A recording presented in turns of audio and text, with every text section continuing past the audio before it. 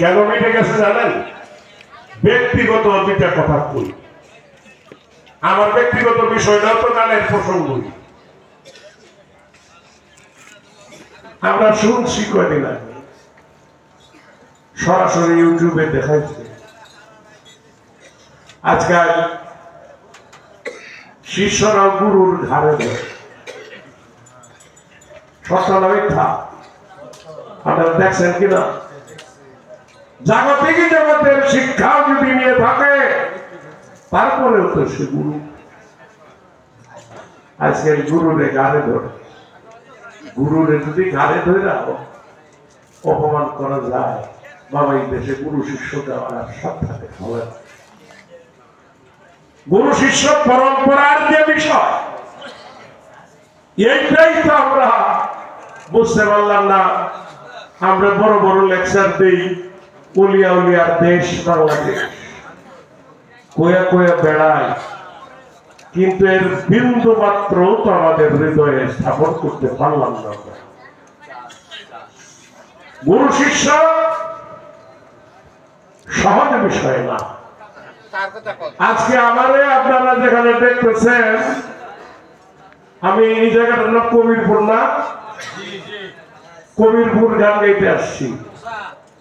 কেন আসছি জানেন?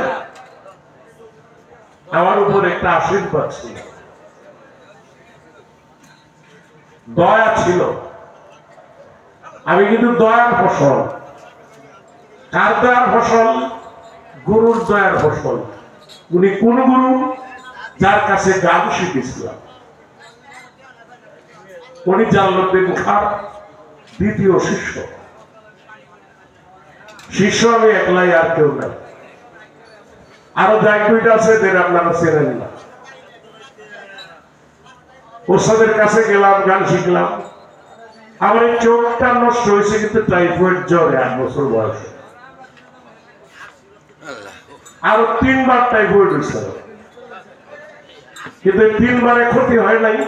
যে ক্ষতি তো আমার একবারেই করে গেছে, আর তো লাগে না, ক্ষতি হয়ে গেল। 3-4 বার টাইফয়েড হওয়ার পরে শেষ সময় যে টাইফয়েড, তখন আমি গান করি মোটামুটি, মানুষ চেনে।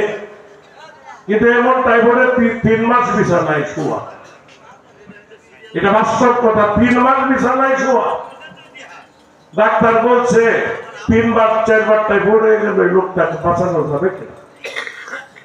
এই খবর আমি তখন ময়মনসিংহ থাকি, আমার বাড়ি হলো নেত্রকোনা, কেন্দ্র জালালউদ্দিন খানের বাড়ির পাশে। এই সংবাদ ওস্তাদের কাছে গেছে যে শিষ্যর উপরে তো ভরসা করেন, মানুষটা তো বোধহয় দেখবে না কি হয়েছে, যে টাইফয়েড হয়েছে। তখন যোগাযোগ ব্যবস্থাটা এখনকার মতো না। আমাদের বাড়ির নদীর সামনে একটা ব্রিজ আছে, এই ব্রিজে আইসা সংবাদ পাইয়া মাথায় একটা গামছা বাঁধা ছিল।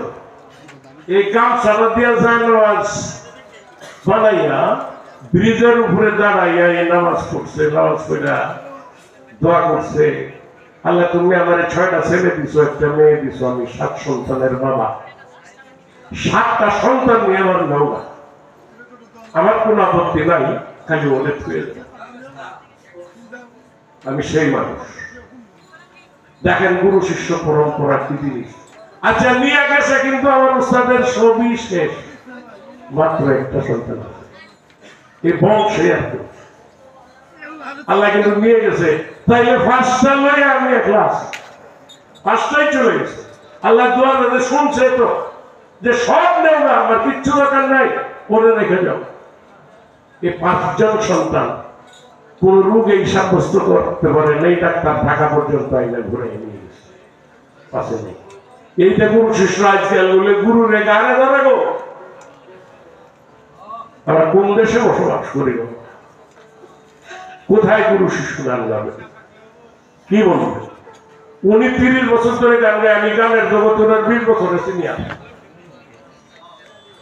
প্রফেসর বলেন এই 30 বছর ধরে গান গায়, আমি 71 শুনতে শুরু করছি। তাইলে 50 বছরের বেশি, হাফ সেঞ্চুরি হয়ে গেছে আমার গান গাওয়া। তাহলে এই পর্যন্ত তো গুরু শিষ্যই গাইলাম আর গুরুবাদের কথাই কইলাম। আমাদের ব্যর্থতা কোন জায়গায়? আমরা ওদের মানুষকে কিছু শোনাইতে পারি নাই। যদি পারতাম তাইলে এখন এই অবস্থা কেন আমাদের এই দেশে?